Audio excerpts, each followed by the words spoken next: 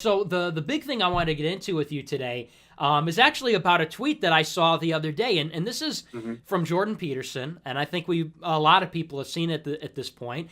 And Jordan Peterson to me represents something that can be a very big threat to Christianity. At once, he's Right. a big opportunity because I think he turns people on to the utility of religion, shows people that, Hmm. wow, religion can actually be backed up by science and psychology. Even if you're a scientist, even if you're an empiricist, you can look at what religion provides and say, well, there's a pretty rational explanation for why these things are good for you. But he takes Right. out the divinity, the supernatural elements, which are The reality of it, he kind of guts that out. Um, exactly. I have mixed feelings about Jordan Peterson. On the one hand, I appreciate the fact that, going back to the incrementalism point, I realize that we're in such a deep hole that on some level you have to tolerate Hmm. the fact uh, that he has his uh, irreparable limitations. Hmm. On the other hand, I mean, if you want to like read the tweet out, or I could read the tweet out, and we can kind of get into Yeah, what sure. that is, because that's kind of relevant to my point. Right, yeah, I'll read it out. It says, and he tweeted this the other day. He said, quote, God is the mode of being you value the most as demonstrated or manifested in your presumption, perception, and action. So, Yeah, tackle that word yeah. salad, right?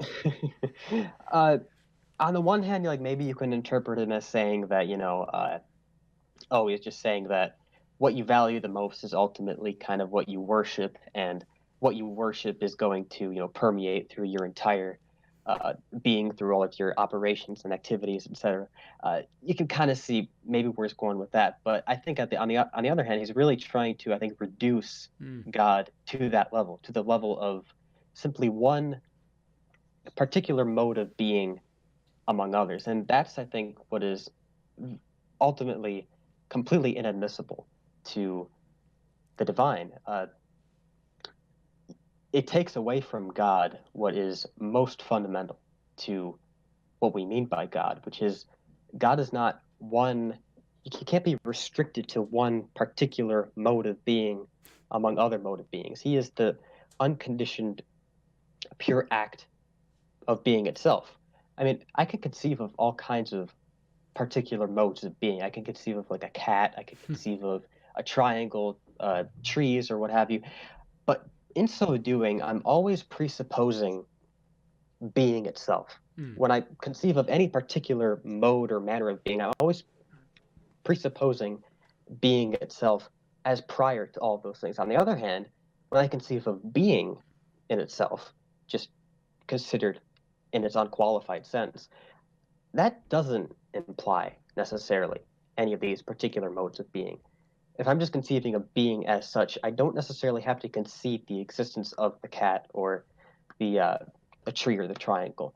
Um, so I think from that we can conclude that being unqualified, and its unqualified, unconditioned sense, is more fundamental. It's prior to, it precedes any particular manner of being, and that's why we identify God with this, because God is most fundamental to all things. We can't conceive of any particular manner of being without first acknowledging that ultimate plenitude and source of existence that encompasses everything insofar as they're real. And I think that's something that we really have to uh, bring to the forefront when we talk about God, that we're not talking about just one being among many. He's not just, again, I think even a lot of Protestants and some other Christians, they fall into that trap where they'll talk about God as uh, the the maximally great being.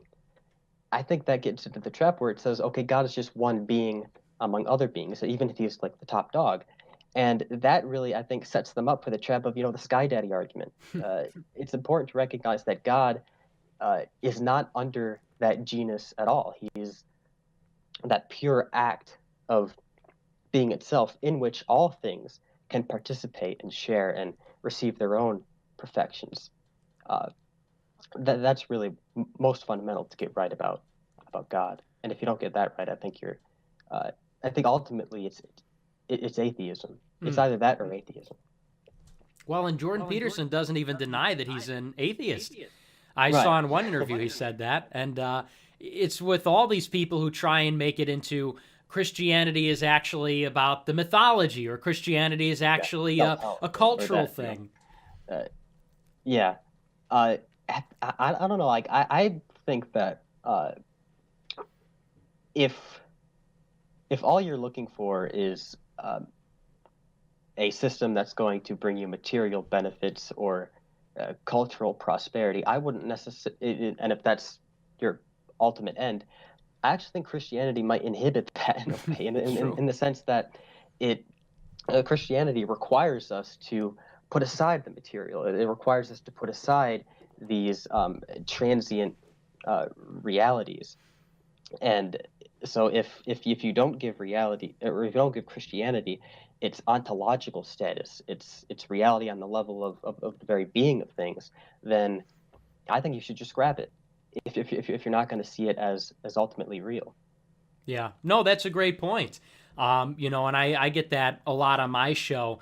I think that was a point that Ryan Dawson brought up, or maybe it was some other atheist who came on the show and said, well, Yeah. you could look at Christian countries in Africa or Christian countries in the Caribbean, which aren't successful. And this kind of misses the whole point, right? Yeah. I mean, in order for Christianity to become powerful and potent, your values have to be the divine. Your value has to be the spiritual as Hmm. opposed to the temporal and the material. And that's what gives Christians, I think, the Yeah. material well-being that we have. But in order to achieve that, and it's almost paradoxical in that sense, you have to at first suspend your valuation of those things. So for Hmm. people who say it's a magic trick, well, if we just become Christian, then we'll be able to get stuff and we'll be able to get this and that. Well, then you're not really a Christian, therefore you won't have those things. So I think that is, like you said in the first part, denying the reality of Christianity, denying that God is real, and realism itself,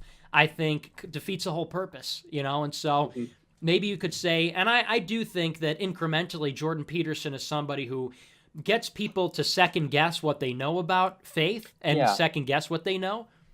Go Yeah, ahead. it gets him to, or it gets people to, I think, question the Mm, presuppositions yep. that have been uh, enshrined in the current orthodoxy. And to that extent, I'd say he's useful. But that tweet that you just mentioned, I think, portrays the limits of his usefulness. Right. And we have to go beyond him. We have to, I guess, in a way, uh, bow to his practical usefulness in these areas, but ultimately we have to go beyond him and keep moving forward toward authentic realism and toward authentic principles that actually allow us to see these things as actually real and not simply reducible to Jungian archetypes in our head.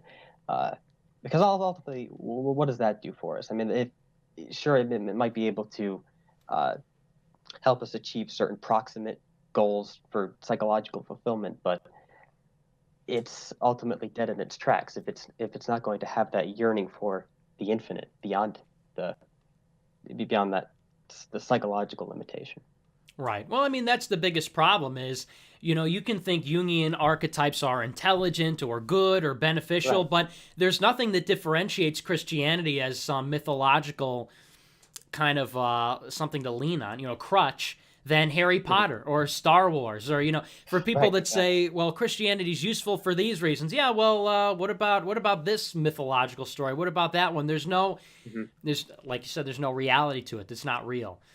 But so if Jordan Peterson defines God as the mode of being you value most, and by this kind of psychological gobbledygook, this Hmm. jargon, let's sort of answer that with scholastic. It's just almost kind of hypocritical for me to say that's jargon, because then I open up Aquinas and I'm like, whoa, it's talking about essence and all these. It's like, Right. oh, Right. okay, Right.